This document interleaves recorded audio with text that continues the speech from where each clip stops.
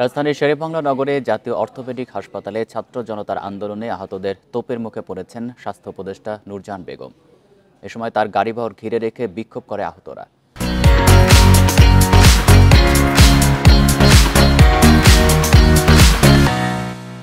এ নিয়ে আরও জানাতে শেরেবাংলা নগর এলাকা থেকে যোগ দিচ্ছেন সহকর্মী জাহিদুল ইসলাম। জাহিদুল, ছাত্র জনতার আন্দোলনে আহত কতজন এই বিক্ষোভ করছেন, কি দাবি তাদের?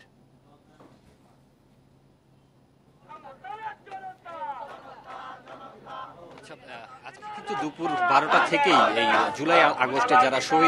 যারা আহত হয়েছেন তারা যে এই হসপিটালগুলোতে চিকিৎসাধীন ছিলেন, সেই যারা চিকিৎসার এখনো ঠিকভাবে তাদেরকে চিকিৎসা দেয়া হচ্ছে না, এমনই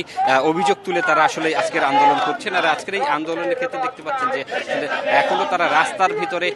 সবাই বসে আছেন এবং এর মধ্যে যারা অধিকাংশই রয়েছেন যারা বিভিন্নভাবে পা হারিয়েছেন, হাত হারিয়েছেন এবং বিভিন্নভাবে আহতরা রয়েছেন, তারা কিন্তু এই রাস্তা এভাবেই আটকে রাখবেন এমনটি বলছেন যতক্ষণ পর্যন্ত স্বাস্থ্য উপদেষ্টা এবং কেন্দ্রীয় সমন্বয়করা তাদের সাথে দেখা করে তাদের একটি সমাধান দেন, ততক্ষণ পর্যন্ত তারা আসলে রাস্তায় এভাবে বসে থাকবেন এবং সেটা যদি আজকে পুরো রাতও বসে থাকতে হয় তারা সেভাবেই বসে থাকবেন এমনটি বলছেন। আমরা যদি আজকের তাদের এই আন্দোলনের বিষয়টা একটু ব্যাকগ্রাউন্ড হিসেবে বলতে চাই, সেটা হচ্ছে আজকে পঙ্গু হাসপাতালে কিন্তু স্বাস্থ্য উপদেষ্টা এসেছিলেন তাদের আহতদের দেখতে, এবং এই দেখতে এসে তিনি সবার যখন খোঁজ খবর নিচ্ছিলেন, কেউ যখন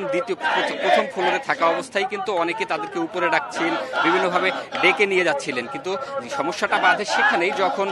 তার প্রধান উপদেষ্টার যে প্রোটোকল ছিল সেই প্রোটোকলের যে কোনো একজন অফিসার একজন আহত শিক্ষার্থীকে কোনোভাবে ধাক্কা দিলে তখনই কিন্তু আসলে তাদের মধ্যে একটা গোলযোগ সৃষ্টি হয়। ওই জায়গা থেকেই আসলে পরবর্তীতে তারা শিক্ষা উপদেষ্টাকে হসপিটালের ভেতরে আটকে অনেকটা বলতে গেলে আটকে রাখেন তারা আসলে। তারপরে এখান থেকে যারা হসপিটাল কর্তৃপক্ষ রয়েছেন এবং সাধারণ মানুষের সহযোগিতায় তারা আসলে পেছনের দিক থেকে আসলে বেরিয়ে যেতে পেরেছেন, এবং এখন পর্যন্ত আমরা যদি